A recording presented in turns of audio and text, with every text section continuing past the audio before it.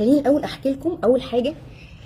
هي قصه كده صغيره عندي انا، وبعدين هنطلع منها على اللي احنا عايزين نقوله. انا في فتره كده من حياتي قابلت فيها ناس كنت كل ما اشتكي لهم من حاجه عندي، انا متضايقه من حاجه او زعلانه من حاجه، فاجي اكلمهم فيها احس انه او يوصلني احساس انه لا انت مالكيش حق في اللي انت بتقوليه، او انت فهمتي الموضوع غلط، لا ده انت اللي غلطانه انك انت اصلا شفتيها من الزاويه دي، هي مش ده المعنى اصلا، انت ليه بتزومي سوء في الناس، انت ليه ما فهمتيش قصدي، انت ليه يعني دايما في حاجه بتخلي ان انا اللي فهمت غلط، انا اللي غلطانه اني اتكلمت كده اصلا، واطلع من القعده دي بدل ما انا متراضيه، لا انا بطلع منها غلطانه وبعتذر. يعني اي نعم انا ممكن اكون ما بعتذرش باللسان، بس انا بيوصلني احساس ان انا المفروض اعتذر، يعني انت حاجه غلطت فيها، فانا اسفه انك زعلتني لما قلت لك ان انا زعلانه، يعني واصل لكم الفكره دي، تطلعي من القعده واصل لك احساس انه هو انا شكلي غلطت اني قلت له، لان انا مش المفروض ازعل منه، وكأن انت مالكيش حق انك تزعلي، مالكيش حق انك تشوفي وجهه نظر ثانيه، مالكيش حق ان انت يبقى هو مش قصدي حاجه وحشه بس انا برضه زعلت، ما هو مش دايما هنزعل من الناس اللي بس كان قصدهم وحش لينا، فدايما كان يتقال ايه لا ده طيب ما يقصدش، لا هو حتى لو طيب في سلوك عمله وهو ما يقصدش، ده لا ينفي خالص ان انا زعلت من حاجه او انا ليا حق في حاجه، ففكره ان احنا نربط اصل ما كانش يقصد، اصل انت كمان عملتي غلطه، اصل انا كنت رد فعل غلطتك انت، فلقيت انه هو انا هفضل لغايه امتى ان كل ما اقول اني زعلانه اطلع انا غلطانه.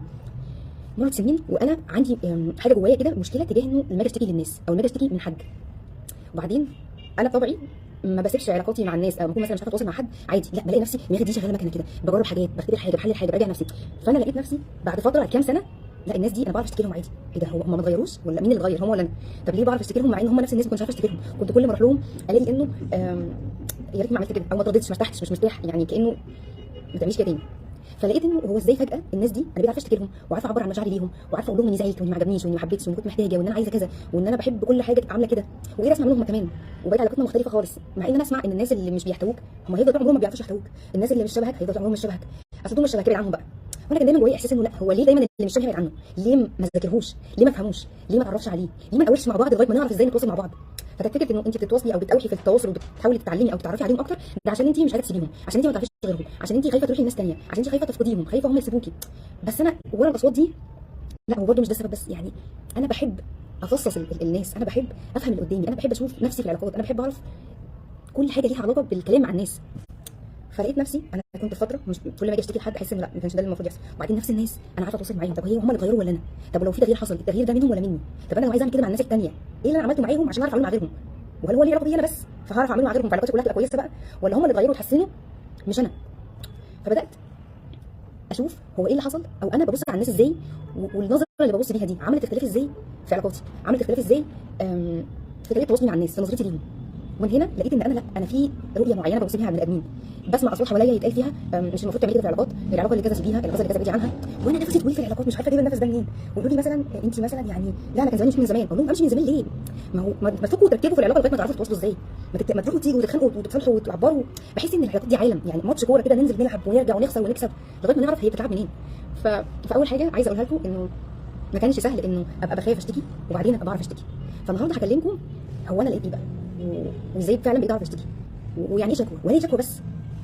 طيب خليني اقرا كومنتس وبعدين اكمل. امين بتقول اهلا يا امين ازيك؟ هبه ما شاء الله عليكي يا حبيبتي، انت حالا بتوصفي اللي انا فيه حالا والله سبحان الله، وان شاء الله ننجح معاكي العلاقات عن دلوقتي ان شاء الله يا امين، يعني اسعدني وجودك وكلامك، وان شاء الله تكون المحاضره بالنسبه لك النهارده حاجه انت كنت محتاجاها وربنا بعتها لك ان شاء الله. طيب خليني ابدا. بصوا اول حاجه بدات ابص عليها في نفسي واللي لقيت ان هي بتساعدني ان انا اعرف اتعامل مع الناس بشكل احسن، واعرف اعبر عن مشاعري، واعرف اشتكي لهم، واعرف اعمل واقنعهم واطلب وارفض واقبل واقنعهم بحاجات وعلاقات نروح لحاجات ثانيه. كانت اول حاجه ان انا لما بتعامل مع الناس عندي وجهه نظر كده انه قبل ما اتعرف مثلا على هديل او قبل ما احاول اقنع هديل انا محتاجه افهم هديل، محتاجه اعرفها. فدايما كان يتقال ايه مثلا لما اقول لحد انت تعرفي جوزك تعرفي تقنعيه ازاي، تقول لي مثلا طبعا ده انا فاهماه، ده انا لا، كانت دايما تقول لي انا حافظاه. طب انت حافظاه ومش عارفه تتعاملي معاه او مش عارفه تتواصلي معاه عشان انت مش المفروض تحفظيه، انت المفروض تفهميه، وتفهميه دي يعني تفهمي كل تفاصيل التواصل بتاعته. يعني ايه؟ يعني من الاخر كده تبقى محتاجه تدربي الناس اللي قدامك، ما تبقيش انت مثلا مرتبطه ولا عندك اخوات والناس قريبه منك قوي قوي وانت ما تعرفيش ادق التفاصيل بتاعتهم، لما بتقولي ايه هم بيفهموا ازاي، لما انت بتعبري ازاي هم بيبقوا رد فعلهم ايه. هو انت لما مثلا انا دلوقتي مش عارفه مثلا نقول شريك حياتي، انا مش عارفه شريك حياتي ده هو انا لما بتكلم معاه عن حاجه جوايا انا بقول ايه هو بيفهمه ازاي، لا احنا مش بنبص على كده، احنا بنبص على انا عايز اروح اقنعه. قولي لي يا هبه الناس اللي بتقولي كده تعالي هبه قولي لي ازاي ارد عليه اقول له ايه عشان يقتنع، عشان ما يتكلمش معايا في الموضوع ده تاني، عشان فلقيت ان هو دايما ليه كلامكم من بره. هو انا ما بعرفش حقيقي، انا قعدت سنين شاكه في نفسي وفي ان انا فعلا متخصصه في الحته دي بسبب اني انا ما بعرفش اقول للناس اللي تيجي تقول لي اقول لجوزي ايه عشان نسافر عشان نقتنع ان انا اعمل كذا، ما بعرفش اقول لها ايه لانه انا بتاعت شرح، لا تعالي نقعد واشوفك بتعامليه ازاي وهو بيتعامل معاكي ازاي وبتقولي له ايه وبتقولي له ازاي وبتقولي له امتى وفين وبانه طريقه وبانه نفسيه وبانه مشاعر وبانه شخصيه وبانه نيه، وبعدين اقول لك هو انت ما بتقتنعش ولا بتقتنع ليه، هو انت علاقتكم عامله ايه، وبعدين اقول لك هو بيقتنع او لا ليه. ان ما تبصيش على العلاقات من بره، فلان مش مريح، فلان ما بيسمعش كلامي، فلان مش بيوافقني على طلب، فلان مش عارف اعبر عن مشاعري معاه. هي الفكره كلها مش هو ايه، الفكره انت بتعملي ايه، انت جواكي ايه بيخلي الدنيا بتحصل بره كده. اول حاجه ان انا بذاكر الناس وبذاكرهم مش بشكل شراني وبقعد بقى ابصلهم واقعد اقنع بقى في قاعده بتركز مع الناس خالص. انا اوتوماتيك ده بيحصل، بذاكرهم بقى يعني يعني ما بستعجلش ان انا احاول اقنعهم بحاجه، انا بحاول افهم. يعني مثلا انا دلوقتي معايا شيماء لما انا بتكلم معاها، شيماء دي امتى بتقتنع، امتى بتتنرفز، امتى بتحس ان هي مش داخله تتكلم معايا، امتى لو قلت لها ايه وانا بتكلم لا بتقلب في الكلام وتنفعل وتتضايق. تمام. طيب لو قلت لها ايه بتعرف تسمعني، امتى بتكون مستعده ان هي تاخد وتدي معايا في الكلام وعندها قدره ان هي تتفاوض او توصل لحل وسط بيني وبينها، وامتى لا ابدا. في الاوقات دي في الظروف دي لما بكون حاسه كذا لو جيت جنبها مش هتقبل مني كلام خالص. احنا محتاجين نفهم التفاصيل البسيطه خالص دي اللي لما بننساها بنركز على بره. هو هيقتنع ازاي؟ تعالي قولي لي اقول له ايه؟ لا ما تدوريش يقتنع ازاي، دوري تفهمي اصلا هو مين اللي انت رايحه تقنعيه ده. انت عارفاه فعلا، عارفه تفاصيله عشان تعرفي تستخدمي التفاصيل دي بشكل مناسب للهدف اللي انت عايزاه معاه. فدي اول حاجه. انا كنت بركز ازاي، لقيت نفسي بجمع كتالوج لكل واحد، لدرجه ان لو حصل تغيير في رد فعله انا بعرف من غير ما ابقى موجوده. يعني انا فاكره مره ان في حد جه قال لي فلان قال له كذا، يعني واحد بيقول لي على حد كان بيكلمه ان هو قال له كذا، فانا قلت له انا عارف الاثنين كويس، فانا قلت له لا فلان ما قالكش الكلام ده وما قالكش المعنى ده، هو هتلاقيه قالها لك بالشكل الفلاني، قال لك كذا كذا كذا وانت بتفهم الحاجه بالشكل اللي هو اسمه كذا كذا كذا، فحسيت من كلامه كذا ففهمت انها كذا، صح؟ قال لي صح. انا ما حضرتش القعده ما حضرتش الكلام، بس انا عرفت ده منين؟ ما انا مش بنجم، عرفت منين؟ لان انا عندي كتالوج الاثنين، فاهمه الاولاني بيقول الكلام بانه طريقه وبانه نيه وشخصيته عامله ازاي وبيعبر ازاي في الكلام، وفاهمه الثاني بيستقبل الكلام ازاي وبيحس ايه لما بنقول له ايه، وبيترجم المواقف وبني ادمين ازاي. فعرفت اتوقع من اللي سبب الاثنين انه لا هو الشخص الاولاني شخصيته وطريقته فيها 1 2 3 تخليك انت بطريقتك واستجابتك واستقبالك وطريقه ترجمتك للناس تفهم المعنى الفلاني. فده بيجي منين؟ من كتر ما احنا ايوه البنت اللي بتعمل لافر عارفاها، ايوه هو الموقف ده ماشي. من كتر ما احنا عارفين التفاصيل. انا ما اعرفش، انا فعلا بقيت اذاكر الناس، عارفين انا عايزه كتير قوي. انا ما بقيتش اعرف اشتكي لهم منهم بسرعه كده غير لسبب واحد، ان انا كنت هدفي الاولاني بصراحه ازاي اخلع من انهم يمسكوا عليا حاجه. ده كان هدفي الاولاني، ازاي لما اشتكي لهم ما اطلعش انا اللي غلطان. هو انا لما بقول لهم ايه بلبس في نص الحوار وانا مش واخده بالي. فكان هدفي ازاي اعرف اعبر عن نفسي من غير ما يقاوموني، من غير ما يدافعوا ويغلطوني ويطلعوني غلطانه ويضايقوني. فما كانش هدفي ان انا اعرف اتواصل معاهم قد ما كان هدفي ان ازاي اعرف انا عايزه افهمهم عشان اعرف ازاي اعبر عن نفسي من غير ما اطبط وحفر في النص، ادخل اقول اللي عايزاه اخد اللي عايزاه واطلع شكرا. ما كانش فعلا هدفي غير انه ما انتوا هتفضلوا يعني لغايه امتى بقى هنعمل كده لغايه امتى؟ عيب.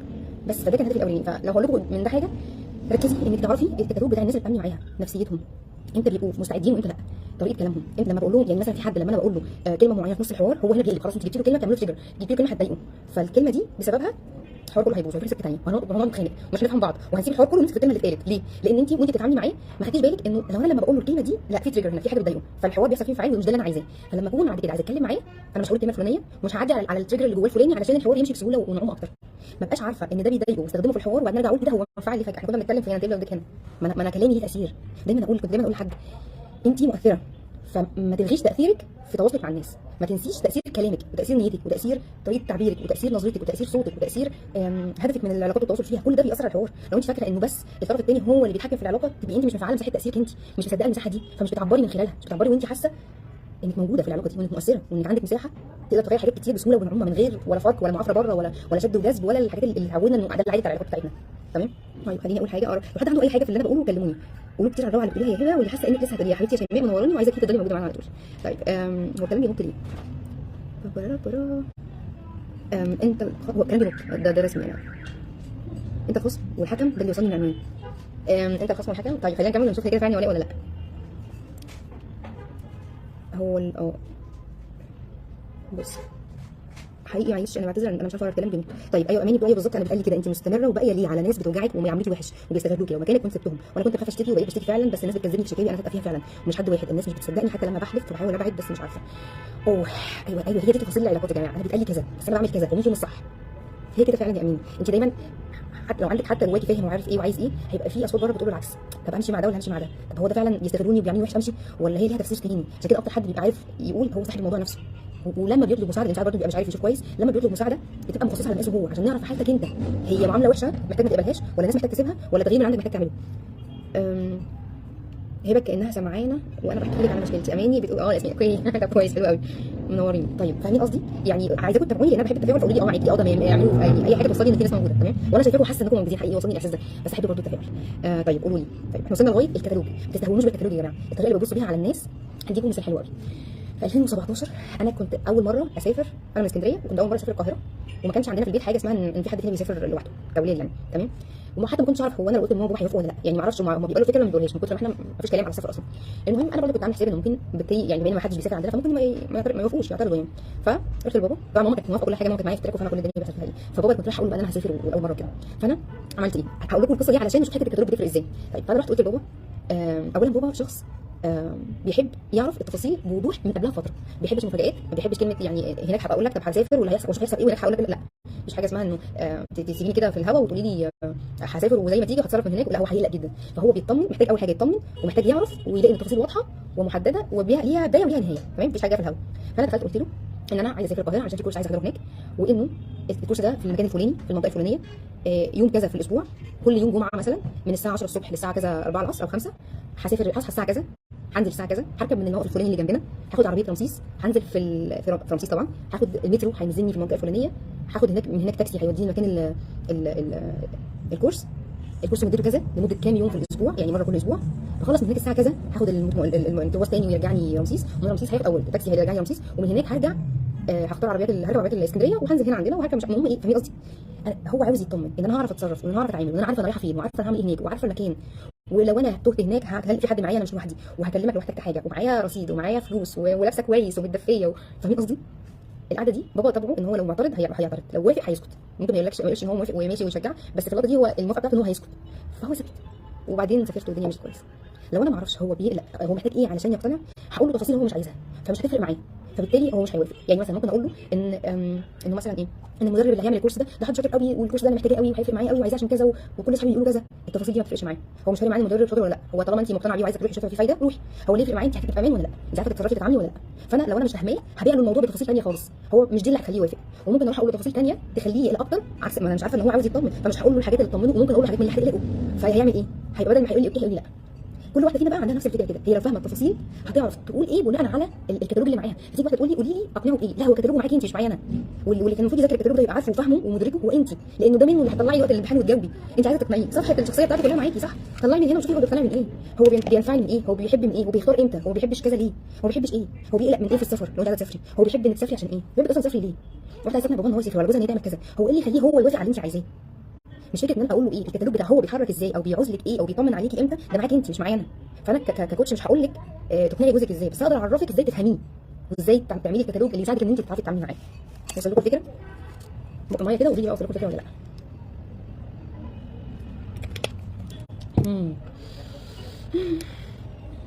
بنات الموجود قولوا لي انكم موجودين، انكم فاهمين الفكره وانا بقول ايه. طيب اماني، طب الاب احيانا بيبقى الاب صح، الاب احيانا بيبقوا واضحين بالنسبه لنا، لكن الناس الابعد زي الزوج حتى. بصي يا اماني، هو الاب ده واضح ليكي ليه؟ عشان انت عشتي معاه تقريبا في حدود 20 سنه او اكتر صح؟ فانت بقالك 20 سنه مع حد، قولي بداتي تفهميه من 5 سنين فاتوا، من وانت 15 سنه، بس من قبل 15 انت عندك تفاصيل، حتى لو انت قبل ما تاخدي بالك فهمتي الشخص، عندك تفاصيل. فالمساحه اللي انت عرفتي جواتي فيها عشان النهارده تقولي اصل انا بابا عارفاه، لا هو بابا مش واضح، هو انت عشتي معاه كتير كتير، فهمتيه كتير، شفتيه من زوايا كتير، شفتيه من مواقف كتير، فاهمه؟ فاللي انت عملتيه مع بابا انت محتاجه تعرفي تعمليه مع اي حد غير بابا. انت عشرتي بابا عشان كده فاهمه تفاصيل قوي واضحه لك، فانت محتاجه نفس النقطه مع غيره. لو وصل لك ردي انه تمام اوكي، لو عايزه تسالني حاجه قولي لي. وصل الفكره حلوه قوي، شكرا يا امينه. هو ده وصلت تمام، ايوه قولي لي، يعني هيفرق معايا بصراحه. اسراء منوراني يا اسراء، واصله جميل يا هبه. نقطه الكتالوج دي هي هتاخد وقت وتركيز، بس العلاقات تستحق. انت قلتي بالظبط يا اسراء، هي العلاقات تستحق. انا بحس انه يعني انا سمعت كتير كلام خدي حاجتك وامشي، العلاقه دي مش كويسه، بس بحس انه في حته، لا في حته هي تستاهل العلاقات زي ما اسراء بتقول، ان احنا نركز فيها، ان احنا ناخد وقت. هو انتوا مش حابين الناس اللي عايشين معاها، ما تدوا الوقت. هو انتوا مش اخترتوهم بنفسكم، ولو ما اخترتيهمش، لو مثلا ماما وبابا في الوقت انا مش ما قلتش لماما انت خليكي ماما ماشي، بس في الاخر انا عايزه اتعامل معاها، عندي مشاكل ناحيتها، عايزه اتواصل معاها لاي سبب انت هتختاري، محتاجه وجودها في حياتي، بتعملي لي حاجه معينه، مش لازم تكوني بتحبيها يا ستي. في العلاقه اللي انت فيها انت محتاجه تديها وقت، تديها تركيز، وتديها. انا دايما اسمع جمله وانا لسه هقعد اعرف ازاي اتعامل، هو انا لسه هضيع طاقه ووقت ازاي افهمه؟ ما انت بتضيعي طاقه ووقت وانت مش فاهماه، ما انت بتحرقي بنزين وبتحرقي طاقه ووقتك وصحتك ونفسيتك ومشاعرك ومواقف وحشه وذكريات سيئه ومستقبل ما تعرفيش رايح لفين، وبتضيعي على نفسك فرصه علاقات كنت ممكن تبقي عندك توصل فيها احسن. ما انت حرقتي بنزين اهو، انت بس اتعودتي ان انا اتخانق واطلع طاقه في الخناق اكتر من ان انا اطلع طاقه في ان انا افهم اللي قدامي. انا لسه هقعد افهمه؟ لا انا هقوم الطش كده وهي هتمشي كده وخلاص. بس في الاخر منظورنا للعلاقات بيبقى مختلف تماما. يعني انا بحس ان العلاقات دي دايما اقول لهم كده لما الاقي حد مثلا مش كويس مع حد، اقول له خساره خساره البني ادمين مع بعض ليه؟ لا عارفين لو انا شايفه انا جبت اخري او اتعاملت او كذا اقول لك ماشي، يعني خلاص انا جبتها يمين وشمال هي شكرا، لكن بتمشوا بدري ممكن ما تبقوش حاولتوا، غير ان انتوا حاولتوا من بره. انا بتكلم حاول من جوه، انا بقول نفهم الناس كده، انا بقول نحسهم ازاي، انا بقول تتواصلي معاكي لو انت مش حد بيتخانق على الطلب اللي يتنفذه بره، انا بتكلم من جوه العلاقات. انا مش عايزه ابقى اوفر والله واحسسكم انه في مشكله، بس هي سهله، بس هي زي ما كانت اسراء بتقول ان هي مستاهله، تستحق، هتبقى سهله لما نعرف نفهمها نفكها، هي بازل. انا بتعامل مع العلاقات لان هي لعبه، ازاي اعرف اقول الكلام بشكل يوصلني نتيجه؟ ما جابش هذاكرها وارجع احطها تاني، هي عملت ايه؟ عملت فرقعه، هجيبها واحطها تاني وافهم عملت ايه، وارجع تاني انزلها الملعب، هي عملت ايه؟ جابت جون، برافو نكمل، وهكذا. مش الخناق اللي بنعمله فيها. ده لو احنا نفتكر ان احنا عايزين العلاقات اللي احنا فيها دي ولا لا، احنا عايزينها فعلا ولا لا، ولا عايزين ناخد منها بس مش عايزين نصرف عليها حاجه. انا عندي حماس النهارده كده، عارفين، مش من عند هبه، يعني من مكان تاني كده، او حب اكتر. الشيماء بتقول بص جدا عبقريه والله حبيبتي الشيماء منوره وانبسطت بكلامكم. اوعى تنط تاني، نورتي معايا حاجه فعلا. المسج بتوصل ازاي؟ واستقبال. فكرتيني باعلان، هي يا لهوي الاعلان ده يعني عايزه اقول لك يا وليه، يعني كنت بكمل كلام، هي قالت وهي تقصد مش كل اللي يكون صح. انا عايزه اقول لك ان لسه واحده صاحبتي مش شايره لي الاعلان ده في مسج من يومين ان هو ده هبه اهو، وانا نفسي لسه متفرجه على الاعلان ده من يومين. هو ده فعلا انا نفسي كنا على زوم شاير لكم الفيديو. لو تفتكروا كان في اعلان فيروز تقريبا، اعلان كانت بتقول ايه، كان بيجيبوا مثلا حد موقف حصل فيقولوا ايه، هي تروح تقول لجوزها انا مثلا البس فستان ولا بنطلون، فيقول لها، فيجيبوا في الكلاوليه او في الباك بتاعتهم هي قالت له كده بس هو فهمها كده، فرد عليها كذا، كان يقصد كذا بس هي سمعتها كده. فدايما بيوصل لك الفرق بين اللي انت بتقوليه واستقبال الناس ليه والمعنى اللي انت كنت تقصديه حاجه ثانيه خالص. ففعلا العلاقات يعني في جزء مهم قوي فيها، لو عرفتي تفهمي انت كلامك بيفهم ازاي، وعرفتي تفهمي اللي قدامك لما قال كده كان يقصد ايه مش اللي انت فهمتيه جدا يا ولاء. هو انا مبسوطه ان انت جبتي الفيديو اللي انا مش عارفه اشيره دلوقتي. سميه الموضوع جميل ومهم قوي هي، وانا حباه جدا يا سميه، ونورني وجودك. وصلت الفكره حلوه يا هديل. طب كده حاجه مش مطمئنه ان انا كده استنى جوزي 10 سنوات مثلا عشان اعرف افهمه؟ لا ما خلي بالك، انت بنيتي خبره مع باباكي، انت عاشرتيه وبعدين انت بتتعلمي دلوقتي. يعني انت مع باباكي ما اتعلمتيش تتعاملي ازاي، بس مع جوزك مثلا دلوقتي بقيتي عندك وعي ان في حاجه اسمها اروح للحنيه اتعلم منهم، او انا بنفسي اشوف هتعلم من اخطائي معاه ازاي.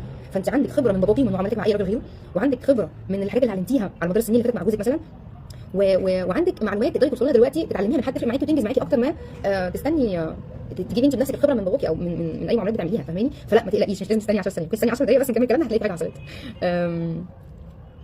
اوكي. في ناس اغلبها خاصه الرجال مش بيعبروا ليهم ردود فعل بس. دي حقيقه. بس عايزه اقول لك حاجه، اقولها لكم بسرعه كده وارجع اللي كنا بنقوله. حتى الراجل اللي مش بيعبر، الانثى او الست في حياته تعرف صعب ان هي تعمل ان هو يعرف يعبر من خلال الحوار، من خلال ان هو يعرف انا دايما اقول الحوار او انك تعرفي تتكلمي في بينكم كلام والله بيشفي. انت تقدري تشفي اللي قدامك بالحوار، بانك تعرفي تسمعيه ازاي، بانك تعرفي هي فعلا تعرفي تسمعيه ازاي. بس انا دايما لما بقولها بحس ان هي محفوظه عندنا بشكل سطحي شويه، وانا اقصد ليها بعد وعمق كده. يعني ايه ناس مع بعض؟ يعني ايه اتنين شركاء حياه انت وجوزك تعرفوا تسمعوا بعض بشكل يخليكم تعرفوا تعبروا عن حقيقتكم، تشفوا جواكم حاجات بان انتوا عارفين تعبروا، مش بتبقى قاعدين نتكلم وخلاص وكلمته في اللي جه واللي ما جاش واللي ناقص وهو كلمني في اللي هو كان عارف. يعني في دنيا جوه. فحتى اللي مش بيعبر انت ممكن تساعديه ان هو يعبر، ممكن تخليه يعرف يلاقي البيئه الامنه او المساحه الامنه ان هو يعرف يبين حته فيها من غير ما تيجي تشتكي من انه مش بيعبر. انت خدتيه وانت عارفه انه مش بيعبر. حلو، هتعامل ازاي مع ده؟ اماني عندك حاجه تستحق بالظبط. جميل انك بتفهمينا الموضوع بشكل بسيط. حلو يا اماني، شكرا. اسراء السمين، عندي شعار في شغلي وباكج جلسات في العلاقات اسمها علاقات ارتقاء. حلو قوي. وفعلا اسقاط من كلامك هي زي ما بنتخانق وندي طاقه نفور وغضب ورفض، نوجه الطاقه للتعلم والتفاهم والتركيز على تفاصيل تنقل العلاقه من انتهاء لارتقاء. حلو قوي يا اسراء، جميل. هو ده اللي قصدي عليه بالظبط. الطاقه اللي بنصرفها واحنا بنتخانق ما نعمل بيها حاجه. يعني اسهل حاجه ان انا اقول لك هو قرار كده اروح انفذه شكرا. مع ابنك مثلا انا لسه هقعد اشوف ازاي اقنعه، وانا لسه هشوف ازاي افهمه الفكره، مفيش وقت، احنا ورانا مش عارفه 90 حاجه تخلص. طب ما هو ده قدام بيخلي علاقتك بيه بشكل معين انت مش هيعجبك لما تشوفيه، فانت هتصرفي هتلاقي، مش هتصرفي خليكي عارفه انك مش هتلاقي غير على قد اللي انت صرفتيه. نقطه. بتطولي نفسنا زي ما قلتي على نفسك. ايوه حلوه قوي يا اماني، جميله حبيتها. طيب اخر حاجه وهنرجع تاني لقلناه، هو ده لا صعبه جدا لان اللي قدامك بيكون عاوزك تتعاملي بنفس طريقته ومش باي طريقه ثانيه. يا رب تكوني فاهمه قصدي. طيب وضحي لي اكتر يا هدى وانا معاكي. هو ايه اللي صعب جدا كنت بتردي عليه في كلامي؟ اللي قدامي عايزني اتعامل بنفس طريقته، اوكي، فمش بيقبل اي طريقه ثانيه. طيب وضحي لي وانا هقول لك الدنيا عامله ايه، هرد عليكي، بس وضحي لي اكتر لان انا مش فاهمه انت بتردي عليه في اللي انا قلته. نرجع لحتتنا. واصله لكم الفكره لغايه دلوقتي؟ طيب عايزه اروح لسه اول نقطه يعني يعني في المقدمه يا فندم. جروم الحلقه ياسمين، هل اللايف هيبقى مسجل؟ غالبا هيبقى مسجل. انا كنت ناوي اخليه فتره بس عندي احساس ان لا يعني هسيب ده. طيب فقلنا الكتالوج حلو، بنديله وقت، بنديله اهتمام، بنديله طول البال، وبعدين نروح نشوف حصل ايه. تاني حاجه بقى ودي اهم من الكتالوج اللي فات. الكتالوج اللي جاي اهم، اللي هو ايه؟ اللي هو الكتالوج بتاعك انت بقى يا فندم. يعني اقعدي كده رجعي دارك انبسطي عشان هننبسط مع بعض الحبه الجايين. انا مش عارفه الكتالوج بتاعي لما انا بتكلم مع الناس الغريبه، الناس القريبه، راجل، ست، ولادي، جوزي، اخواتي، صحابي، زمايلي في الشغل، جيراني، بتاع السوبر ماركت تحت البيت، الراجل اللي بكلمهم بتاع الدليفري، التاكسي اللي بتعامل مع كل الناس. لو انت بصيتي عليهم هتلاقي نفسك عارفين باينه كده، كل حاجه فيكي باينه، باين طريقتك، باين نفسيتك، باين شخصيتك، باين انت شايفاهم ازاي، باين انت شايفه نفسك ازاي انت بتكلميهم، باين انت خايفه من ايه، باين انت محتاجه ايه، باين انت عايزه توصلي لايه، باين انت بتخافي تتعاملي ازاي فبتداري ايه. الفكره ان احنا لما بنتعامل مع الناس بنركز على اللي عايزينه منهم وبننسى نشوف نفسنا. يعني الطاقه اللي بتدوها علشان تاخده، ناخد ايه؟ ناخد الطلب اللي انا عايزاه، اخد الفكره اللي يوافق عليها، اخد الحاجه اللي انا كنت محتاجاها، اخد الشعور اللي انا كنت عايزاه منه، اخد الاحتياج اللي انا كنت نفسي فيه منه. دايما مركزين احنا ازاي ناخد، بس انا لا بركز ازاي افهم ولا بركز ازاي ادي، ولا ببقى عارفه ادي امتى وادي ازاي عشان يوديني اللي انا عايزاه. فنرجع نقول النقطه بتاعت دلوقتي اسمها اكتشفي نفسك. هو انت بتتكلمي ازاي؟ هو انت بتعبري عن نفسك ازاي؟ هو انت لما دلوقتي هديكم مثلا انت لما بتكوني متضايقه بتعملي ايه؟ بتروحي تتكلمي مع مين؟ بتروحي تتكلمي اصلا ولا ما بتتكلميش؟ انا مثلا كهبه لما بتضايق ممكن في الاول اتكلم معاكي عادي، بس لو اتضايقت قوي يعني لو حاجه جرحتني او لمست حاجه جوايا عميقه، هاخد جنب ومش هتكلم في الاول خالص، هنسحب من القعده مثلا، ماشي، او هخليها تخلص، بس بعدها انا مش هرجع مع الشخص ده بسرعه تاني، هاخد جنب لغايه ما احس، لغايه ما ازعل مع نفسي، لغايه ما افهم انا حسيت ايه، لغايه ما اعرف هو انا اتضايقت من ايه. انا محتاجه المساحه دي قبل ما اطلع اتعامل تاني معاه. لما اطلع اتعامل تاني معاه محتاجه اكون مرتبه نفسي قبل ما اطلع، يعني عارفه انا حاسه ايه، وعارفه انا عايزه اتكلم معاه تاني دلوقتي ولا عايزه اجلها شويه، ولو عايزه اتكلم معاه يعني عايزه اتكلم معاه في الموضوع اللي حصل، او عشان انا محتاجه اوصل له 1 2 3، او علشان عايزه يفهم 1 2 3، او محتاجه ايا كان محتاجاه. فانا عارفه ان هبه لما بتزعل بتعمل ايه. هبه لما بتكون مثلا مبسوطه بتحب تتكلم وتشارك. هبه لما بتكون مثلا عندها طلب بتعمل كذا. فالسؤال بقى اهم، لما بتيجي تطلبي من حد حاجه انت عارفه تطلبيها ازاي؟ لما بتيجي ترفضي لحد حاجه انت عارفه ترفضي ازاي؟ لما بتيجي تشتكي لحد من حاجه عملها انت عارفه بتشتكي ازاي؟ عارفه؟ يعني انا مش بسال سؤال اللي هو تسمعوني وهكمل، لا انا بسال بجد، فكري، هو انت عارفه فعلا انت لما بتيجي تشتكي بتشتكي ازاي؟ لما بتيجي تقولي طلب بتقولي ازاي؟ دايما بيتقال لي ايه لما بتكلم حد في النقطه دي، انا طلبت حاجه منه 100 مره ما عملهاش، انا قلت له 100 مره احتياجي وما احترمهوش، انا قلت اللي انت بتقوليه ده ياما، انا قلته، انا عملته، انا ياما قلت له ان انا ما بحبش كذا وبيعمله، انا ياما قلت له اني محتاجه كذا وما سالش فيا، انا ياما عملت. بقول جمله واحده، بقول انت ياما قلتي له، طب ممكن توريني كنت بتقولي ازاي؟ فتقول لي مثلا رحت قلت له كذا، قلت له انا مش عارف كده تاني، وكنت فاكر ان انا مش عارف ايه، لا انا مش جايه لك خالتك، وبعدين عرفت حدوده وعرفته ان هو ما يعملش كده تاني وعرفته. هو لو انت فاكره ان دي الطريقه فدي الطريقه فعلا اللي هتوصلك لورا حاجه.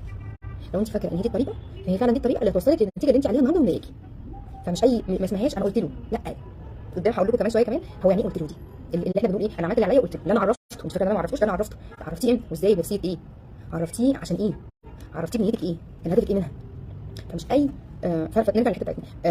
انا محتاجه اعرف انا لما بعبر ازاي، لما باجي اطلب حاجه، لما باجي اشتكي من حاجه، ليه يا جماعه؟ لان انا ممكن اجي اشتكي لحد من حاجه وبعدين ارجع اقول هو ليه ما فهمنيش، هو ليه زعل، هو ليه قلب الترابيزه، وبعدين يطلع ان انا بشتكي له منه انا مثلا جرحته وانا بتكلم، انا فكرته بحاجه ناقص عنده مثلا، او حاجه مضايقاه وجعاه وانا عارفه ان هو وجعان، انا كنت رحت انتقدته علشان يبطل الحاجه، انا رحت لومته وانبته وعرفته قد ايه هو مقصر علشان يعرف ان الحاجه دي انا ما بحبهاش. هل دي طريقه تجيب معاكي انت نتيجه لو حد عملها معاكي؟ نفكر كده. هدفي مش انك تغيري المرحله اللي انا فيها دي، اللايف ده مش هدفي انك تغيري حاجه، هدفي انك تفهمي بنبص على العلاقات ازاي، بنبص على الكلام مع الناس ازاي، بنبص على نفسنا فيها ازاي، بنشوف مساحتنا ودورنا احنا فيها ومساحه خصوصا الانثى في ان هي تعبر وتتواصل مع الطرف الثاني، وخصوصا كانت حياتها ازاي. فتاني حاجه هنتكلم فيها النهارده هي عايزاكي تعرفي التدريب بتاعك انت لما بتبداي بتقولي ايه. اديكم مثال لحاجه حصلت معايا من كام سنه. انا في مره كانت حاجه تزعلني في البيت، ماشي، او مش فاكره كان ايه حصل، بس فاكره ان انا كنت زعلانه من حاجه من حد، حلو، وبعدين دخلت المطبخ اعمل الاكل، فوانا واقفه قدام المطبخ قدام البوتاجاز وبقطع بصل، انا فاكره بقطع بصل في الحله، وبعدين مرايه البوتاجاز قدامي مش باين فيها، وفي حد واقف جنبي في المطبخ، فانا زعلانه مستنيه اللي واقف جنبي ده يقول لي مالك، وما بيقوليش. انا عايزه اقول لك بقى اللي حصل، قول لي مالك عشان اقول لك، ما بيقولش. فجاه لقيت نفسي ببص في مرايه البوتاجاز اللي انا واقفه بقى لي ساعه قدامها دي، لقيت وشي ولا باين عليه اني زعلانه، لا دي واحده قرفانه مش زعلانه، فدي مش هقول لها مالك، دي هتاخد جنب لغايه ما تفك وبعدين نكلمها تاني. فهنا قلت لنفسي هبه، هو انت يعني عايزه الناس تتعاطف معاكي او تحسي بيكي ازاي وانت اول واحده مش مبينه ان انت عندك حاجه؟ وكان درس ليا انه لا لما تزعلي نبين يا ماما، يعني ما نقولش، هو المفروض يفهم من نفسه، لا هو مش السحر مدحت، ما اتجوزناش مدحت ماشي، ما عشرناش السحر مدحت، انا ما اعرفش مين مدحت اللي نجيب سيرته على طول، بس يعني هو مش السحر مدحت، وانت مسؤوله عن ان انت تبيني عليكي مشاعرك، ما بقاش انا حزينه وعامله قويه وبقول هم ليه مش بيقولوا لي انت مالك، ليه مش حاسين بيا، ليه ما بيحترموش مشاعري، مشاعر ايه؟ مش واحده قويه قدامهم كويسه بخير، انت زي الفل واقفه بتقطعي بصل وبتجهزي للغدا، مالك؟ صح؟ ولو عيطتي يفتكروا انك بتعيطي من البصل، عمره ما يجي بالهم ان دي احنا زعلانه. فانا ليها لوم على اللي قدامي وانا ما خدتش بالي هو انا ايه دوري وتاثيري، بقول لكم في الاول تاثيرك انت، ايه تاثيري انا على المشهد اللي بيحصل قدامي. انا دلوقتي واقفه قدام في مكان مش باين على وشي ان انا تعبانه، في حد هيقول لي ده سلامتك تعالي ما اقول اديكي دواء من ايه، ما هو مش باين عليا، فما تبقيش انت بتكتمي وبتداري وبتبيني عكس اللي انت حاساه، وبعدين تطلبي من اللي حواليك ان هم يشغلوا بقى الرادار بتاعهم ولا يشوفوا يفتحوا المنجم ولا اسمه ايه ويعرفوا انت عامله ايه وحاسه ايه. فخدت بالي من اليوم ده ان انا لا، انا لما بزعل ما ببينش على وشي، وده بيعمل لي مشكله ان انا بزعل ان الناس ايه ده هو ما جاش قال لي مالك ليه، او ما حسش بيا ليه، او ما جاش هو من ناحيتي خالص، وده انا كمان ده هو لما بزعل ما مش معاه كده، لا هو انت مش بتبيني، انت مش بدات تبين يا جماعه لما بزعل لا انا زعلانه دلوقتي، لا بص وشي ثانيه بقيت اجرب نفسي ده وشي زعلانه، لا مش هو، تابعيني اعدله خليه زعلان، خليه زعلان انك تبيني اللي جواك، انا فعلا زعلانه، فما بقاش وشي عادي وانا فعلا ما جواش عادي، ما بقاش تعبانه مرهقه وبداري ده ومستنيه الناس تحترم تعبي وارهاقي من نفسها. انا لما بزعل بعمل ايه؟ بقول ايه؟ بعبر ازاي؟ انا لما بزعل بروح اهزق الموجودين كلهم علشان انا زعلانه وهم اللي زعلانين. طب ما هو ده بيخليك تشوفي ده انا طلعت لما بزعل بهزقهم. طب كنت مستنيه منهم ازاي ان انا لما ازعل يقولوا لي معلش يطبطبوا عليا؟ ما انا بهزقه، هو في حد بيتهزق وهيجي يقول لك معلش؟ ما هو انت اللي بتدي الناس مساحه انه مش عارفين يتعاطفوا معاكي، مش عارفين يخشوا منين، زي في حد كده لما يبقى زعلان يخاصم اللي قدامه، ومهما اللي قدامك بيحاول ان هو يراضيكي انت اخر البيت بروح يخشك منين؟ ما تديني مساحه اعرف اطبطب عليكي، تديني مساحه اعرف اقول لك معلش، تديني مساحه اعرف احتويكي. فلما انت تقولي ما بيحتوينيش ما بيحسش بيا، هو انت بتعبري عن ده؟ دي اول حاجه ولا لا؟ ولا بتبيني عكسه؟ تاني حاجه بتعبري عنه ازاي؟ بتعبري عن مشاعرك بانك تحسيها وتبان عليكي وتعبري وتتكلمي فيها، ولا بتعبري عنها ان انت تحطيها في حاجه ثانيه تزعقي عليها؟ يعني مثلا انا النهارده زعلانه ان هو لما جه الشغل بكلمه راح عامل لي كده يا ستي بقى عرفتينا، فانا زعلت، ماشي، ايه الطريقه دي؟ ما حبيتش وبعدين مش طريقه، ماشي، المهم ما علينا.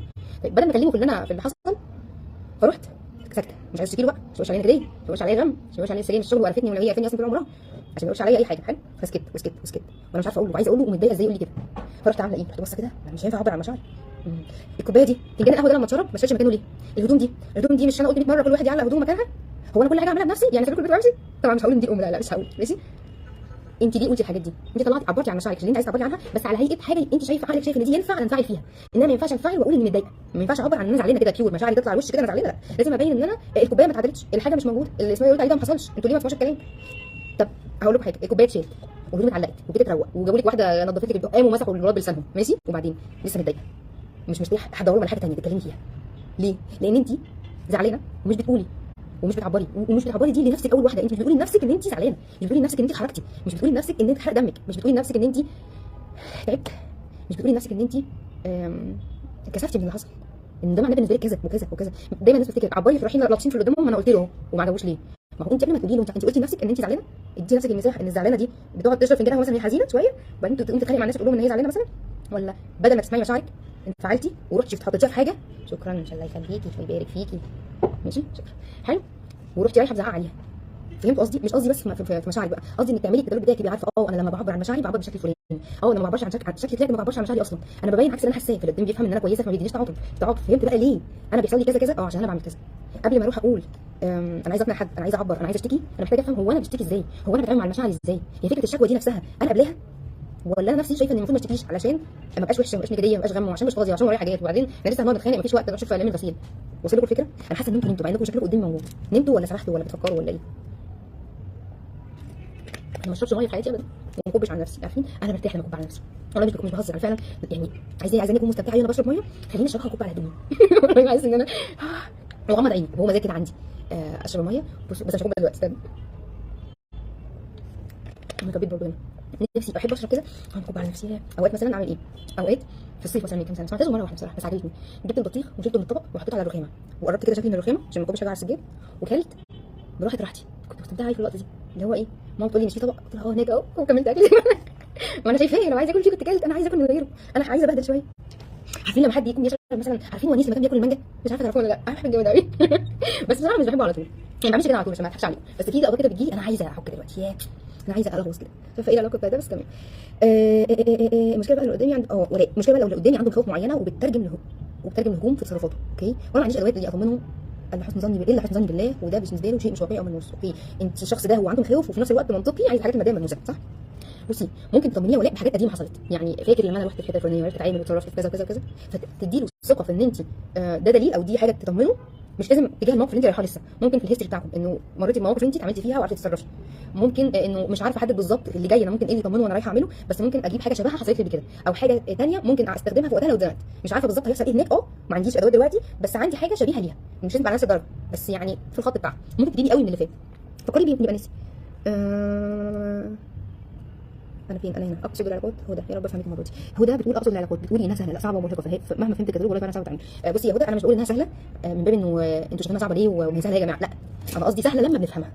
مهما فهمت الكتالوج لا، خدي وقتك انك تفهمي الكتالوج، خدي وقتك. انا بقالي سنين في الموضوع ده، انا مش بقول لكم النهارده انا امبارح قررت اعمل كتالوج ولقيته حلو فجاي، لا انا بقالي كتير فيه وعندي مشاكل في العلاقات وعندي وانا دايما يعني مش هخليكم، انا مشاكلي ما كانتش مشاكل في العلاقات كبيره، يعني اقول لكم ايه، يعني انا ما عنديش مثلا ايه خناقات كبيره مع ناس كتيره بره، ما عنديش قطيعه مش عارفه ايه، يعني انا ما حلتش العلاقات من النوع ده، بس عندي كميه مواقف كانت بالنسبه لي تحدي في مشاعرها، وده الاصعب بالنسبه لاي حد، مش الفكره ان انا عندي حد شخصيته صعبه او الموقف اللي بيننا فيه قطيعه وفيه كره، لا ممكن يبقى حد قريب مني قوي مش عارفه اعبر عن مشاعري معاه، ممكن حد قريب مني قوي بس انا مش عارفه اقول اللي انا محتاجاه، مش عارفه يكون في حوار بيني وبينه، مش عارفه احس ان هو العلاقه دي مريحه بالنسبه لي، عارفه اتواصل فيها وعارفه اعبر عن نفسي، فمش لازم يبقى صعبه مرهقه علشان انت مش عارفه تفهميها ازاي، بس لكن وانس ان انت بدات تفهميها هقول لك ازاي كمان شويه، هتلاقي انه في نتائج بتبان، بس احنا لما بنركز على اللي ناقص ومش موجود واللي مش عارفين نتعامل فيه بنحس انها كلها وحشه، بس انا مش بنفي انها صعبه، انا بس بقول انه لما بنفهمها بتبقى حاجه بتشبع روحك وبتعبري عن نفسك فيها وبتعملي شفا ليكي، فهو ده قصدي. بس اماني هو بالظبط ايموشن قرفانه مش زعلانه، انا عندي تخلف بضحك قوي هو ساكته ايوه اماني بالظبط اللي هو ايه، لا هو انا ليه بعمل كده صح، وعايزاهم ايه بقى، عايزين يرضوني ويجي بقى من ظهري يقول لي يا هبه ليش ما تزعليش نفسك انت ازاي بنتي ده لا وحد يزعل وانا بقى جوايا زعلانه وبعيط، فعايزاهم بقى يجوا من ظهري يحضنوني بقى كده حضن مطرب بس من ظهري، فاهمه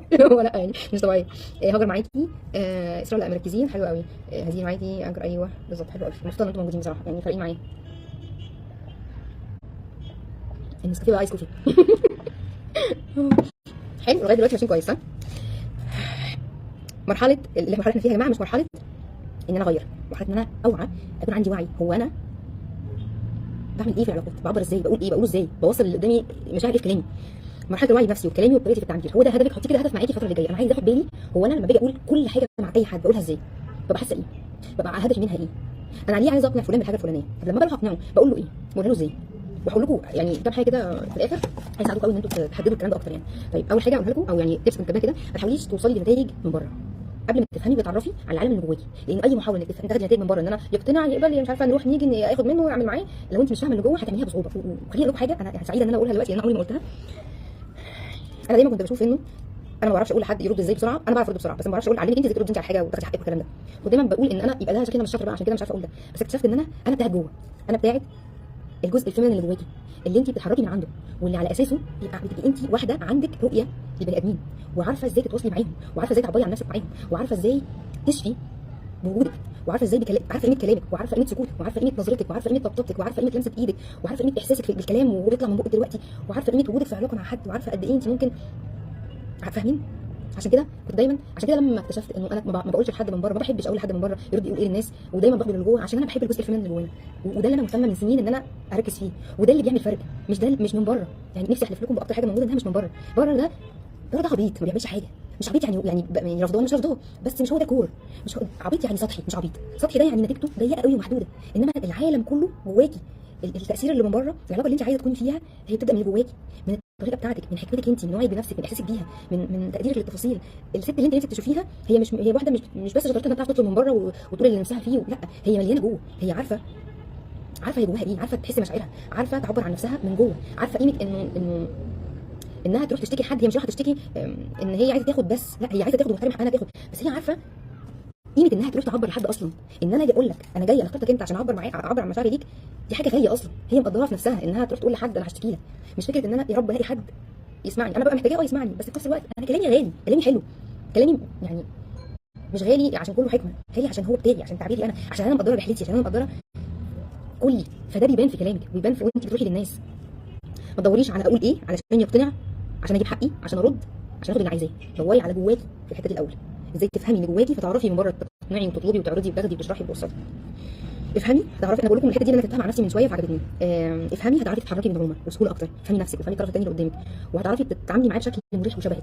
الشكل ده هيساعدك تتصلي وتقربي مع نفسك، مع كل مره تتكلمي فيها مع حد انت بتقربي من نفسك فيها اكتر، مع كل مره انت بتعرفي تتواصلي فيها وتتكلمي وتعبري فيها وتسمعي اللي قدامك انت بتقربي منك انت، فكل ما عرفتي ازاي تتعاملي احسن مع الناس ده اوتوماتيك معناه انك عرفتي تتعاملي مع نفسك، وده اوتوماتيك وصلك بنفسك قبل ما يوصلك باللي قدامك.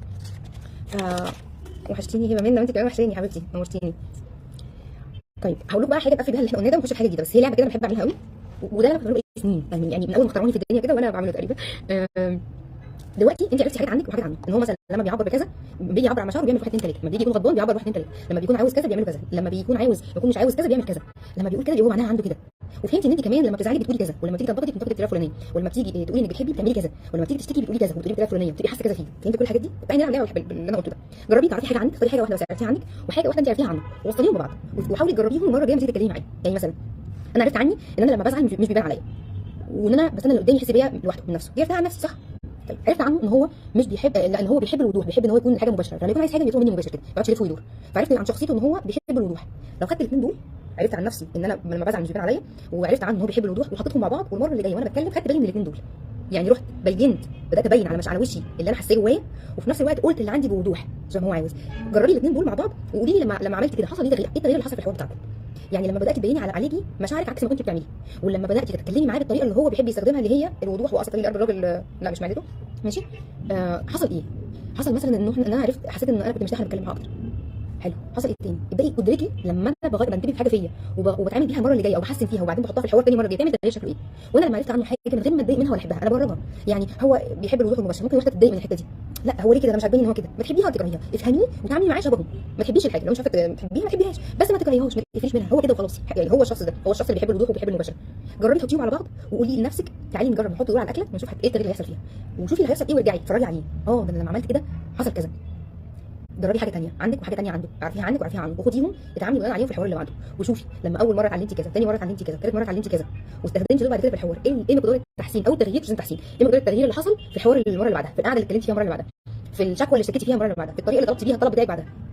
لو انا بعبر، انا فاكره مره من كام سنه، من سنين كتير، كنت بلعب اللعبه دي، وبعدين انا كنت بدرب نفسي عليها من فتره، وبعدين جربتها في موقف ان انا في حد كان قدامي فبينت له ان انا زعلانه علشان هو ما عملش كذا كذا ليا، رغم ان هو عمل كذا كذا لكل اللي حواليا. فاشمعنى انا يعني اللي انت ما عملتش كده معايا وانا كنت عايزه ده؟ كانت حاجه المفروض ان هو يشتريها يعني، كانت بمبلغ، كانت كام الف كده. فانا كل اللي عملته ما رحتش زعقت، ما رحتش اعترضت عن ان هو عمل غيري وما عمليش، ما رحتش، رحت شفت انا عايزه ايه، عايزه اجيب الحاجه الفلانيه، تركيزي عليا. وانا حاسه ايه، انا حاسه من لما هو غيري ما ادانيش ان انا كذا وان كذا وان كذا، رحت قلت له الكلام، رحت قلت له انا حاسه كذا كذا كذا عشان لما انت عملت كذا كذا كذا، وسكت. نقطه، حاجه جت وقال لي مش ده اللي كان قصدي ومعلش، بس قال لي مش ده اللي كان قصدي، مش زي بتاع زمان، مش انت فهمتي غلط، لا انا مش ده اللي كان قصدي، اللي هو انا اسف، مش ده اللي كان قصدي من عينه انه لو ده اللي وصل لك فانا بعتذر عنه، مش انت بتفهمي غلط. فاهمين الفرق؟ والحاجه جت فعلا، والهدف مش ان الحاجه جت انا قلت عليها، لا، اللي اتعلمته انه انا راجعت نفسي، هو انا ايه اللي خلى الحاجه دي جت، مع انها كانت صعبه كانت انها تيجي، لانها كانت بكام الف وده ما كانش معمول حسابه، ومش عاده هيتوافق على الطلب بتاعي ده دلوقتي. لقيت ان انا عبرت عن مشاعري، ما لومش اللي قدامي عشان اخد الحاجه اللي انا عايزاها، لان في ناس بتعمل ايه، تروح تحسسك ان انت مقصر عشان تطلب منك طلب بعدها بتوافق عليه، انت مش مهتم بينا، تعالى خرجنا. طب ما تقولي من الاول انك عايز تخرجي، ليه لازم اقول ان انت مش مهتم بينا وان انت مقصر علشان اطلب منك طلب بعدها؟ بقالنا فتره ما خرجناش، محتاجين نغير جو سوا ونقضي وقت حلو مع بعضنا. ممكن اقولها كده، ليه لازم اروح اقول له انت فاكر اخر مره خرجتنا امتى، هو انت هتفضل طول الوقت كده مش سائل فينا؟ فاهمين؟ فلقيت ان اتعلمت من الموقف بتاعي ان انا لا، انا قلت مشاعري وعبرت عنها، وقلت انا حسيت ايه من لما عمل اللي هو عمله، وقلت انا محتاجه ايه دلوقتي، وقلت انا كنت عايزه ايه، وما كنتش واقفه انه حقيقي، ما كنتش واقفه عن ان الحاجه اللي كنت عايزاها تيجي، انا كنت بس هدفي ان انا زعلت من اللي حصل، ورايحه اقول ان انا زعلت من اللي حصل. بس جت بقى ما جاتش، انا عايزه اعرف اللي حصل ليه، يعني عايزك تسمعني وترد عليا، رد، انا هسمعك يعني ايه التفسير بتاعك. فاهمين قصدي؟ مش ما تروحيش تاثري تحسي حد بالتقصير او تلوميه، وده يوريكي، اتفرجي على نفسك شوفي انت كده ولا لا. هل انا لما باجي اطلب حاجه من حد بروح احس ان هو مقصر عشان اخدها منه، ولا بركز على اللي انا عايزاه واروح اطلبه وبعبر عنه وعن نفسي فيه وشكرا؟ تمام. اسماء، وشكرا هبه، يعني اسماء شكرا بتاعتك دي غاليه والله عندي، شكرا ليكي انت انك موجوده وانك بتسمعيني، شكرا. هي شكرا بتاعتك وانت نفسك، يعني انت نفسك شخص غالي بالنسبه لي، ما شقتش على نفسي. وصل لكم الفكره؟ انا نفسي اعمل لايف تاني اشرح لكم فيه احساسي وانا بعمل اللايف ده والليله اللي قبله امبارح والنهارده والله بجد. لو في وقت ومش هتناموا مني في الاخر ممكن اقول لكم والله، يعني انا حاسه انه في مشهد محتاج يتحكي. قولوا لي كده الدنيا ايه عندكم؟ حلوه الفكره دي يا هبه. شوف انا فكره اللي هي اللعبه صح. انا بصراحه بصوا، لما بتحسوا ان هي كبيره وصعبه قوي كسروها، فتفتوها، قسموها، سهليها على نفسك، يعني سيبي كل اللي احنا قلناه وامسكي بس في حاجه صغيره هي دي عليها في دماغك وطبقيها وامشي فيها. عايزه تسمعي اللايف بعد كده او معاكي، بس ما تحسسوش نفسكم ان انا عايزه اشتغل على كل ده، لا، عشان دي اكتر حاجه هتقفلكم من اللايف ومني ومن نفسكم ومن الكلام ومن الحوار ومن الناس كلها. اعملي كل اللي انت عايزاه، احنا مستمتعين يا اسماء، شكرا شكرا حبيبتي، يعني مستمتعين دي نفسها بالنسبه لي برضه غاليه. وصل لكم الفكره، احنا معاكي، انت وحشانا اصلا وحشنا كمان، يعني بجد يا جماعه انا مبسوطه ان انتوا بتقولوا ده. عارفين زمان لما كنت حد يقول لي كلام زي كده احس انه ايه، مش عايزه ابين ان الكلام فارق معايا، يعني ما يفتكروا ان انا مثلا ايه هتقولي كلام حلو او مثلا ايه تمام شكرا ليكي ونورتيني، حتى لو بينت من بره، بس انا كنت حاسه نفسي ان انا لا، انا منفصله شويه، حاطه جاب كده بين اللي انا بسمعه وبين ان انا بعبر عنه. بس حقيقي انا فارق معايا كلامكم، لان انا بقالي فتره ما طلعتش وبقالي فتره، مش هقول لكم بقالي فتره، هقول لكم الحقيقه، انا تقريبا اول مره اقول الكلام ده من المكان ده جوايا. انا قلت شبهه كده كتير بس مش من المكان ده، مش من الحته دي جوايا، انا بكلمكم من مكان تاني، من مكان تاني مش عارفه اشرحه ازاي.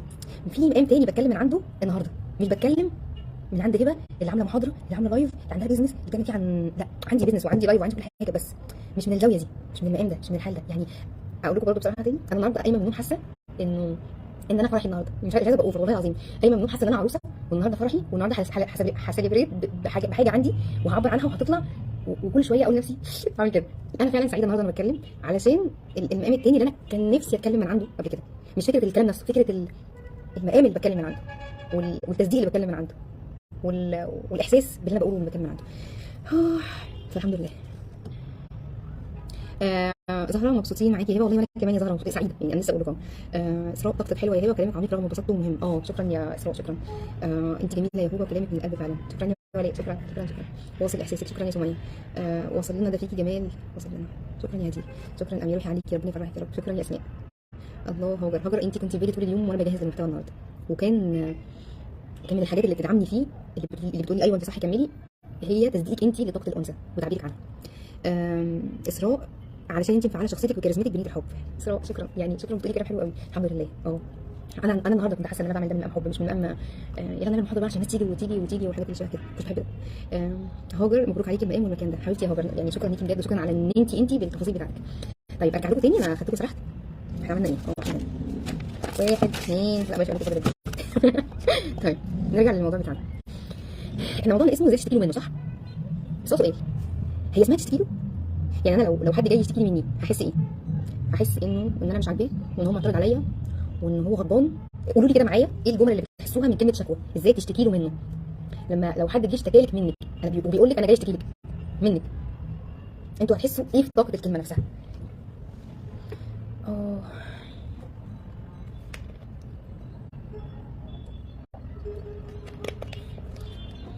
هاخد حبه نسكافيه من اللي بقوا ايس كوفي دول.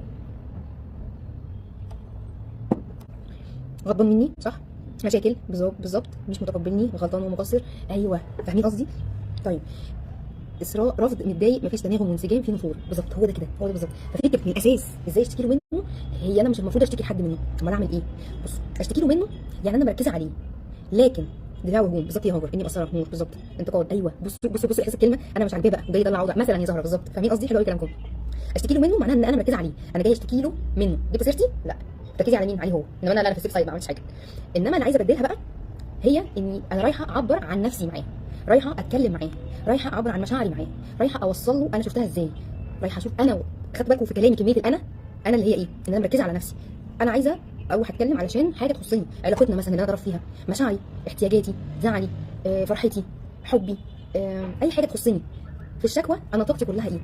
غضب، بتحسها كده ان انت منفصله عن نفسك، يعني انت رايحه تقولي له هو الكلام مثلا اللي انا هيعلمه ادب عشان اعرفه ان هو غلطان، علشان اقول له انه ازاي يتجرأ ويكلم من كده، فتركيزي وطاقتي رايحه عليه بغضب. لكن انا عايزاكي تبدليها بان انت لما كل مره بتروحي تتكلمي فيها مع حد، انت بتبقى نيتك هي في حاجه ليكي وحاجه له في التعبير ده، والحاجه دي مش قايمه على ان انا في حاله دفاع وهجوم، ولا قايمه على ان انا هوصله ان هو مقصر، ولا قايمه على ان انا عايزه انتقده. كل اللي انتوا بتقولوا بقى بصوا عليه كده اعملوا عكسه، النوايا دي كلها هتوصلك ان انت بتروحي تعملي ايه؟ تخيلي كده لو انا رايحه عشان احسسه ان هو غلطان ومقصر، علشان انا غضبانه، علشان في مشاكل بينا، رايحه وانا حاسه انه مش متقبلني، رايحه علشان اوري له ان هو غلطان ومقصر، دي قلناها هم كده ومسؤوليه وحمل تقيل. مثلا لو انا رايحه حاسه ان هو هم ومسؤوليه وحمل تقيل، وان انا هشتكي له منه، وان هو في حاله دفاع وهجوم في ماتش كوره، وشوف مين اللي هيكسب، وشوف مين اللي هيزنق التاني، وشوف مين اللي هيجيب جول، وشوف مين اللي هيخسر، صح؟ ورايحه الوم، ورايحه احسسه ان هو مقصر. تخيلوا لو رايحه بالمعاني دي، قولي لي بقى هناك طريقه كلامك هتبقى عامله ازاي؟ يعني انت بتيجي الناس تيجي تقول ايه؟ قولي لي اقول ايه عشان مثلا يقتنع. طب هي الطريقه بقى يعني اللي انت هتقوليه بيجي منين؟ بيجي من اللي انت ناويتيه قبل ما تروحي. انت لو ناويه ان هي شكوى، هتبقي حاسه كل الحاجات اللي قلتوها دي، فبالتالي هيبان في كلامك، لانك هتعبري شبه اللي جواكي. هتجيبي منين؟ هتعبري عن حاجه شبه جوه حد تاني، ولا شبه اللي جواكي انت؟ لو اللي جواكي انت شبه دول، يبقى اللي هيطلع في لسانك شبه ايه؟ شبه دول. فلو انا عبرت بالمعاني دي، هتبقى نتيجه شكلها ايه؟ هل هيبقى فيه الحل اللي انا نفسي اشوفها في تعبيري معاه؟ انه مثلا انا عرفت اعبر عن مشاعري معاه، وان هو تقبلها، وان احنا كنا في حاله حوار حلو بينا، وان احنا عرفنا ناخد وندي في الكلام، وان انا هل هيبقى موجود ده؟ ما هو بغض النظر ان هو يبقى رد فعله ايه، قبل ما هو يبقى ليه رد فعل اساسا انت حرقتي اللعبه من اول ما نويتي ان هي تبقى شكوى، وتبقى لوم، وتبقى انتقاد، وتبقى هحسسه بالتقصير، وتبقى هطلع عليه غضبي، وتبقى هوريه واعلمه الادب، كل النوايا اللي هي كان فيها هو، وهو بغضب مش هو بس. فاول حاجه محتاجه اقولها ان انا مش عايزه اروح اشتكي، انا عايزه اروح اعبر عن مشاعري وعن احتياجاتي. وقلنا الفرق بين الاثنين، النيه هي اللي بتعمل تغيير في كل اللي بعد كده. كل اللي بتشي بره في التواصل مع الناس بيجي من النيه، وبيجي من اللي جواكي تجاه كل اللي بتشي بره. بيفرق في صوتك، بيفرق في طريقتك، بيفرق في غضبك وانت بتتكلمي او هدوءك. واحده بتتكلم وهي هاديه بتقول نفس الكلام اللي الثانيه بتقوله وهي عصبيه وهي متنرفزه وغضبانه، النتيجه اكيد مش واحده رغم انه نفس الكلام. الفكره مش في اقول لك تقولي له ايه، الفكره بتقولي له ازاي، المقام ايه، الاحساس ايه، بتقولي له انت حاسه ايه عن نفسك، بتقولي له انت شايفه نفسك ازاي، شايفاه هو ازاي، شايفك ازاي. هقول لك على الحاجات دي بعد كده في القفل بتاعنا، لانها مهمه قوي. كام حاجه بتقولهم دول كل دول بيأثروا قوي، وهقول لكم ازاي نفصصهم ونشوفهم بالراحه علشان ما نحسش ان انا ورايا كل ده. تمام؟ طيب شفتيها ان هي تعبير عن مشاعري، مش ان انا بشتكي له، صح؟ يبقى انا مش رايحه اشتكي له منه، انا رايحه اعبر عن مشاعري معاه قدامه له، لكن مش رايحه اشتكي. الطاقه والنيه وانت رايحه هي اللي بتعمل، هي الماجيك، هي الاساس الحقيقي في الموضوع، هي اللي بتقول احنا رايحين نتخانق ولا رايحين نعبر. هي اللي سيبك بقى من انه حصل ايه واحنا بنتكلم، احنا ممكن نبقى ناويين نعبر عادي ويحصل خناقه عادي، ما فيش مشكله، بس انا من اول ما ابقاش رايحه بالطاقه دي، لان هي بغض النظر مين اللي قدامي هي نتيجه صفر او نتيجه مش تعجبك. ليه؟ لان وانا رايحه النيه بتاعتي والطاقه بتاعتي مش بتقول يا سلام، مش بتقول يا هدوء، مش بتقول يا انوثه، مش بتقول يا استماع، مش بتقول يا مرونه، يا ناخد وندي، يا نطول بالنا، يا نسمع بعض، يعبر وافهم ويفهمني وافهمه نفسي. دي نقطه هقول لكم كمان شويه. حلوه دي، اعبر عن نفسي.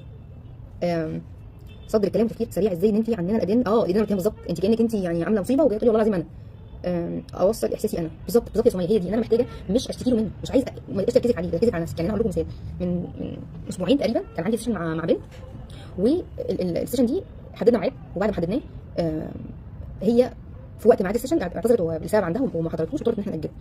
فانا ما كنتش بعت لها الفايل اللي فيه الرولز بتاعت الاتفاق بتاعتنا، تمام؟ يعني ما كنتش قايله لها انه مثلا ان احنا ما بحجزش جلسات في نفس اليوم مع الجلسات. يعني ما كنتش قايله لها ان انا ينفع تعتذري عن الجلسه، لازم تعتذري، عشان تعتذري عن الجلسه لازم قبلها مثلا بوقت كافي، سواء يوميها مثلا الصبح او قبلها بيوم، لكن ما ينفعش تجي لي قبلها بربع ساعه تقولي لي انا اعتذرت عن الجلسه. مثلا انه في حاله اعتذارك عن الجلسه هيتم خصم 50% من تكلفه الجلسه، انه خلي بالك يكون معاكي كذا وقت السيشن عشان ده بيفرق معانا في الجلسه، ماشي؟ كل التفاصيل الاساسيه في التعامل مع كلاينت بالنسبه لي، يعني ما كنتش قايله الحاجات دي، كنت عاملاهم كنت عارفاهم بس ما كنتش كاتباهم وبعتهم لها. فالمهم لما هي جه وقت السيشن وما جاتش، او جت بس اعتذرت وقتها وقالت لي ان حصل ظرف عندها في حاجات ومش هتعرف تكون موجوده، فانا افتكرت الفايل اللي انا عامله فيه الرولز دي، ورحت تاني مره لما جينا نحدد الميعاد الجديد، رحت قبل ما احدد الميعاد بعت لها الاتفاقات بتاعتي. سؤال، هل لو انا دلوقتي حطيت الحدود او اللي بنسميها حدود تنزيليه، هي اتفاقات، الحاجات اللي انا عايزاها تحصل او يهمني انها مهم بالنسبه انها تحصل. هل لو انا بحطهم كان هدفي ان انا اربيها واعلمها الادب واعرفها انها لو عملت كده تاني انا هخصم 50% من سعر السيشن، انا ما فيش حاجه عندي اسمها انك تحجزي في نفس اليوم، انا ما فيش حاجه عندي اسمها ان انت تيجي فجاه تقولي مش هحضر السيشن، لازم تعتذري بقى من قبلها بفتره، في حاجه اسمها مواعيد، في حاجه اسمها، عارفين الطاقه دي؟ هل انا بعت لها الفايل علشان اعلمها هي الادب، او علشان اعرفها حدودي وهنا اخرها وما ينفعش تعمل معايا كده وانت مش عارفه بتكلم مين، ولا انا بعت لها الفايل علشان انا نسيت افكرها ان دي الطريقه اللي انا بحب اتعامل بيها، وان بالفايل ده او بالاتفاقات اللي انا ببقى بعرفها لها هي بتعرف ايه الطريقه او ايه الحاجات اللي هبه بتقبلها وايه الحاجات اللي هبه ما بتقبلهاش، وايه الحاجات اللي لو حصلت منها هبه هتتعامل معاها ازاي. فبالنسبه لي ده في توضيح للي انا بحبه واللي انا ما بحبوش، وفي توضيح ان لو حصل حاجه من اللي انا مش مناسبه ليا هيكون رد فعلي هو كذا. فلو انت عارفه الحاجات دي، يعني لو انت موافقه تتعاملي معايا خليكي عارفه ان انا هبه 1 2 3 من دول، لو مناسب ليكي احجزي معايا، مش مناسب ليكي يا تاخدي بالك من التفاصيل يا اما ما تحجزيش معايا. نيتي ان انا بصوا الفرق، انا نيتي احط حدود علشان ما تعرفش تتخطاها وتكسرها تاني وتضايقني وعلشان خاطر اربيها واعرفها اولها واخرها، ولا نيتي ان انا الحدود دي بعبر فيها عن مساحتي، بعبر فيها ان انا بحب نفسي وبحب التفاصيل اللي انا بحب اشتغل بيها وما بحبش اشتغل بغيرها، وان انا لما بشتغل بحاجه غيرها ده بيكون مش مناسب ليا وما بيريحنيش، وان انا يهمني راحتي، فدي التفاصيل اللي بتفرق معايا. فاهمين الفرق؟ هو نفس السلوك، انا حطيت الحدود وبعت الفايل، بس مره ممكن تحطيه وانت عينك على اللي قدامك ان زي ما هتشتكي له منه، يعني عينك عليه وطاقتك رايحه عليه، ومره هتعملي نفس الحاجه بس انت باصه عليكي وعارفه ان ده هيفرق معاكي انت اللي كده بتعمليه. فالسؤال هنا انا رايحه اعبر عن مشاعري علشان ايه؟ انا هنا محتاجه اجابه بالظبط يا هاجر. انا بحدد ملامحي، انا برسم رسمه بقول الرسمه دي انا مش غضبانه منك، انا ما عرفتكيش اصلا التفاصيل ومش محتاجه اغضب منك، لان انا لو عرفتها لك وانت عملتي عكسها ما هو مكتوب انا هعمل ايه فهعمله وانا مرتاح، فانا مش محتاجه اغضب من حد، ما انا تفاصيلي واضحه، ما انا رسمتي واضحه زي ما هاجر بتقول، ما انا ملامحي واضحه. فاهمين قصدي؟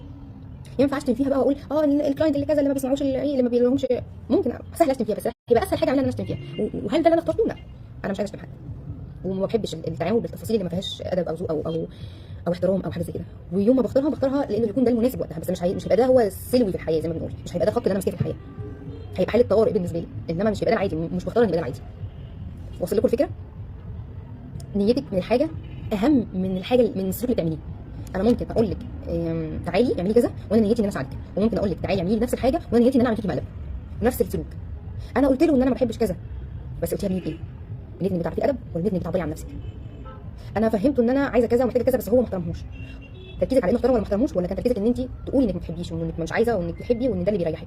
الاهم بقى هو انت تعبيرك عن اللي بيريحك ده، انت شايفه انك ينفع تقولي اصلا؟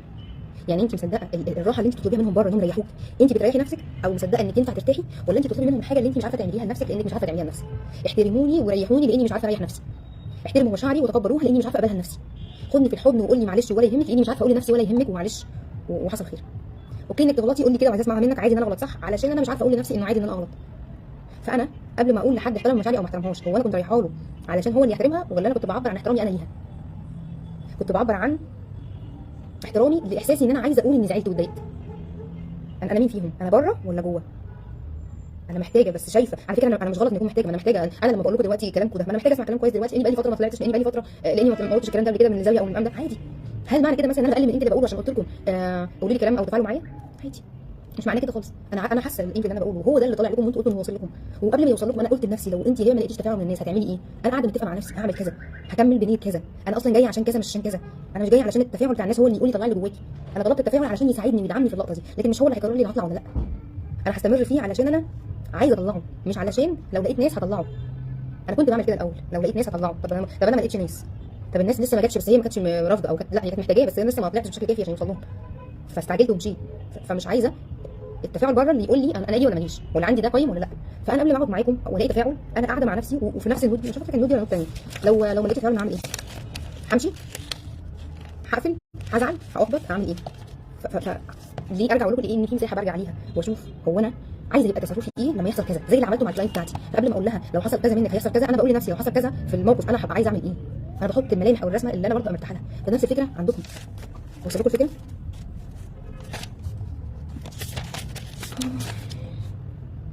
تعبيري عن مشاعري، لو انا اول واحده شايفه ان مش المفروض اعبر عن مشاعري، قالوا لي لو عبرتي عن مشاعرك اوعي تقولي لجوزك ده ما تقوليش اسرارك، اصل ده لو عرف عنك حاجه هيذلك بيها. ادي مش عارفه ايه، لو انت لو عرفتي تعبري عن مشاعرك، انا مش عارفه اعبر جوزي عن مشاعري لان انا اصلا شايفه انه مش المفروض جوزي يعرف مشاعري، ده لو عرف حقيقتها ده هيذلني بيها، ده هيمسكها عليا في موقف، ده كذا ده كذا ده كذا.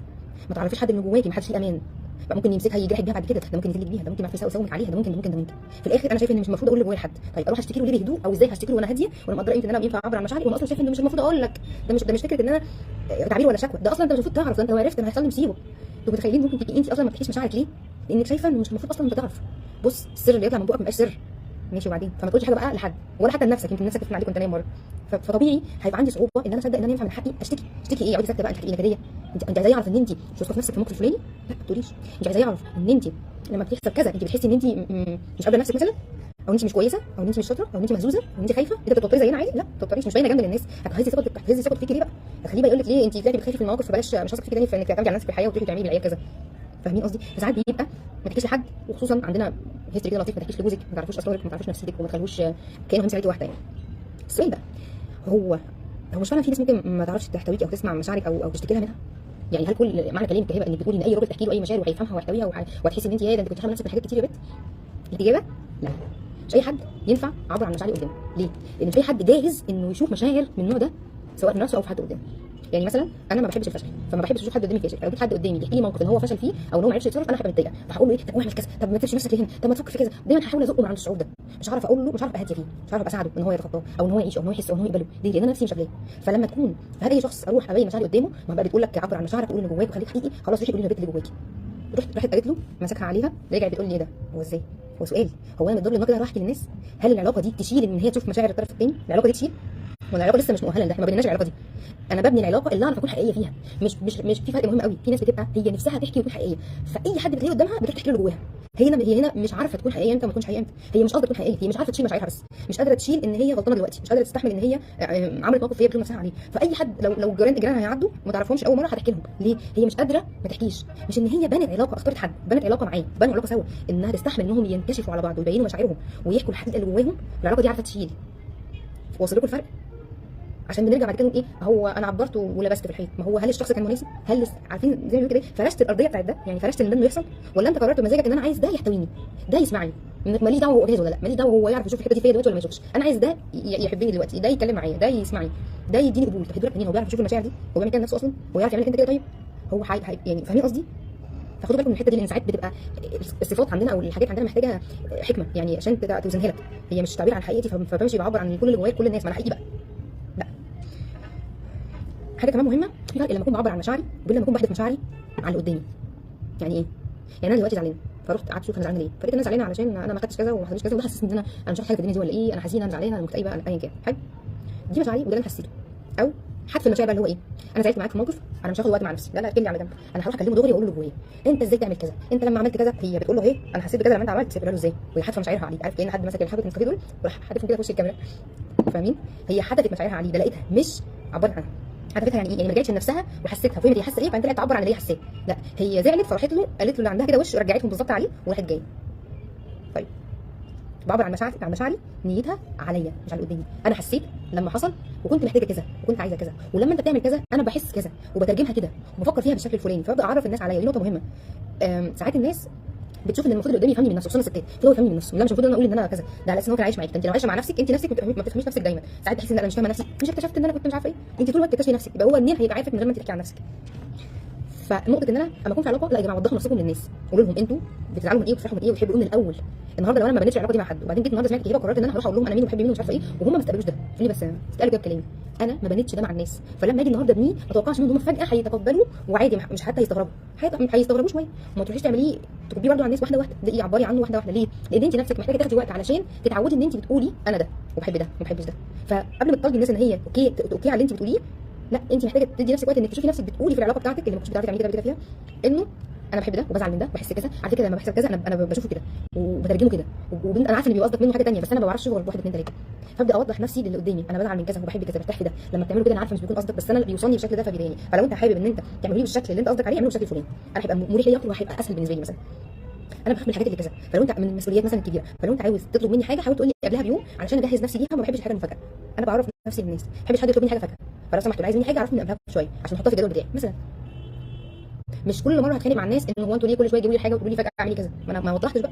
ولما اوضح ويعملوا العكس ما اقبلش. معلش انا قلت لك ان انا بحب حاجه لها وقت، فمش عارف اعمله النهارده، بس ممكن اعمله بكره بما عرفت النهارده. لو مناسبك قولي لي انا اعمله لك. انما انا قلت انا هنا والناس قالوا لي طز فيكي، مش مشكله، احنا هتعملي اللي احنا عايزينه وانا وافقت.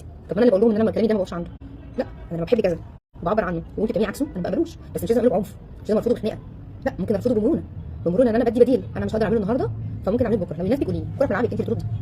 ازاي اعرف ان اللي قدامي جاهز لايه يا نور؟ جاهز لانك تقريبا تقصدي انك تعبري عن تكوني حقيقيه معايا، صح؟ بصي، اول حاجه ان انت الاول تبقي عارفه نور نفسها بتعبر عن مشاعرها نفسها ولا لا. هل انا ببقى حقيقيه مع نفسي ولا انا هروح اللي قدامي علشان ابين مشاعري ليه فهو اللي يقول لي اوكي عليها ويطبطب عليا فيها ويتقبلها عشان انا مش عارفه اتقبلها. دي اول نقطه. ثاني نقطه، هل انت جربتي تقولي للشخص ده مشاعرك الحقيقيه في حاجه قبل كده؟ لو جربتي شوفي لما قلتي له عمل ايه وحصل ايه. بيعرف يسمع، هيبان لك اذا كان هو بيعرف يسمع الجزء ده او بيعرف يشوف مشاعرك اي نوع مشاعر عندك، ولا هو صعب عنده الحته دي، او هو مثلا مش متواصل مع مشاعره او بيخاف من المشاعر او ايا كان. طيب انا لقيت ان هو مش جاهز، ممكن ان انا ابدا اعمل ده مع نفسي علشان انا نفسي استعد. ثانيا اشوف اقرب حد جنبي جاهز ان هو يشوف الجزء الحقيقي ده فيا وابدا اتدرب معاه عليه.